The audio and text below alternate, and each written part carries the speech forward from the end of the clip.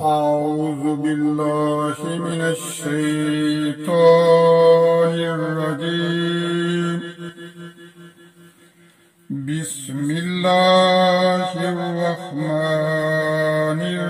الرحيم. يا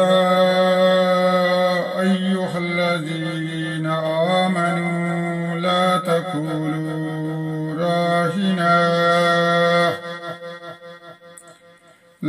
تقولوا راعنا وقولوا انظرنا واسمعوا وللكافرين عذاب أليم. ما يود الذين كفروا من أهل الكتاب ولا المشركين أن ينزل عليكم من خير من ربكم، والله يختص برحمته من يشاء، والله ذو الفضل العظيم. ما ننسخ من آية أو ننسها نات بخير منها أو مثلها. ألم تعلم أن الله على كل شيء قدير؟ ألم تعلم أن الله له ملك السماوات والأرض، وما لكم من دون الله من ولي ولا نصير.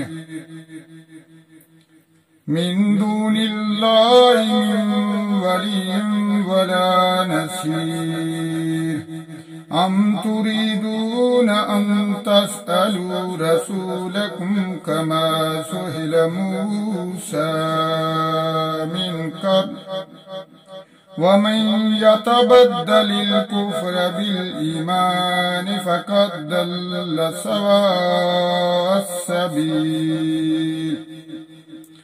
ود كثير من أهل الكتاب لو يردونكم من بعد إيمانكم كفارا حسدا من عند أنفسهم من بعد ما تبين لهم الحق، واعفوا واصفحوا حتى يأتي الله بأمره، إن الله على كل شيء قدير. وأقيموا الصلاة وآتوا الزكاة، وما تقدموا لأنفسكم من خير تجدوه عند الله، إن الله بما تعملون بصير. وقالوا لن يدخل الجنة إلا من كان هودا أو نصارى، تلك أمانيهم قل هاتوا برهانكم إن كنتم صادقين. بلى من أسلم وجهه لله هو محسن فله أجره عند ربه ولا خوف عليهم ولا هم يحزنون. وقالت اليهود ليست النصارى على شيء، وقالت النصارى ليست اليهود على شيء وهم يتلون الكتاب. كذلك قال الذين لا يعلمون مثل قولهم فالله يحكم بينهم يوم القيامة فيما كانوا فيه يختلفون ومن أظلم ممن منع مساجد الله أن يذكر فيه اسمه وسعى في خرابها أولئك ما كان لهم أن يدخلوها إلا خائفين لهم في الدنيا خزي ولهم في الآخرة عذاب عظيم ولله المشرق والمغرب فأينما تولوا فثم وجه الله إن الله واسع عليم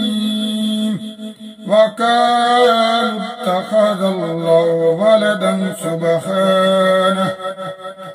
بل له ما في السماوات والأرض كل له قانتون بديع السماوات والأرض وإذا قضى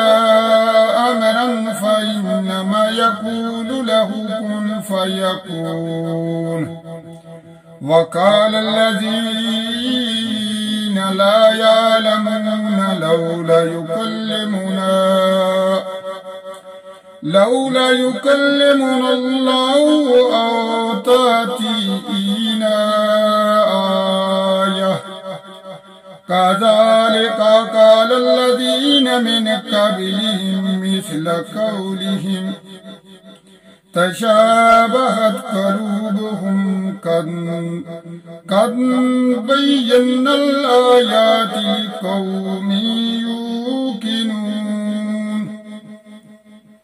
إنا أرسلناك بالحق بشيرا ونذيرا ولا تسأل عن أصحاب الجحيم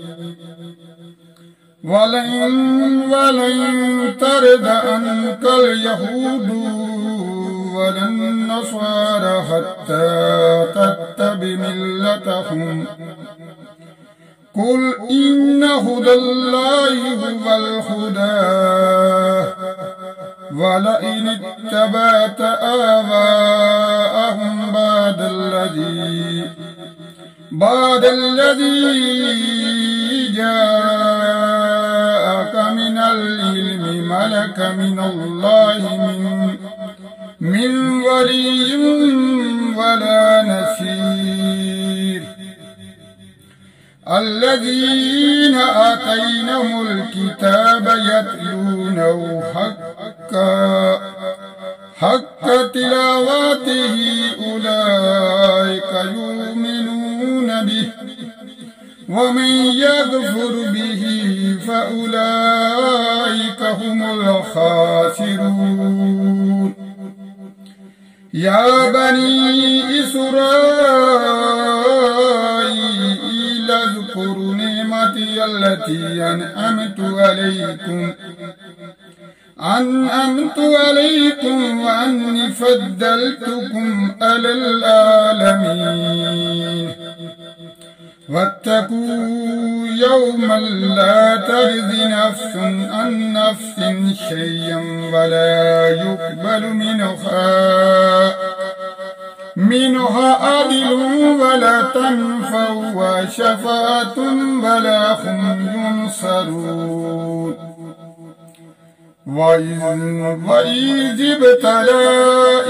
إبراهيم ربه بكلمة فأتمهن قال إني جاعلك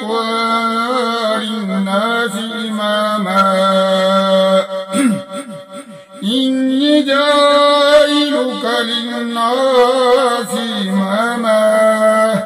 قال من قال ومن ذريتي قال لا ينال عهد الظالمين وإذ جعلنا البيت مثابة للناس وأمنا واتخذوا من مقام إبراهيم مصلى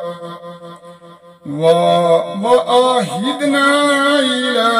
إبراهيم وإسماعيل أن طهر بيتي للطائفين والعاكفين وركع السجود وإذ قال إبراهيم رب اجعل هذا بلدا آمنا وارزق أهله من الثمرات من آمن منهم بالله واليوم الآخر قال ومن كفر فأمتعه قليلا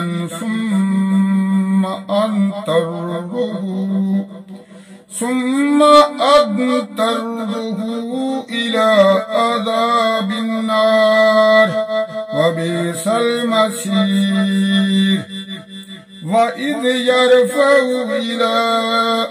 وإذ يرفع إبراهيم القواعد من البيت وإسماعيل ربنا تقبل منا إنك أنت السميع العليم ربنا واجعلنا مسلمين لك ومن ذريتنا أمة مسلمة لك وأرنا مناسكنا وتب علينا إنك أنت التواب الرحيم ربنا وابعث فيهم رسولا منهم يتلو عليهم آياتك ويعلمهم الكتاب والحكمة ويزكيهم إنك أنت العزيز الحكيم صدق الله العظيم.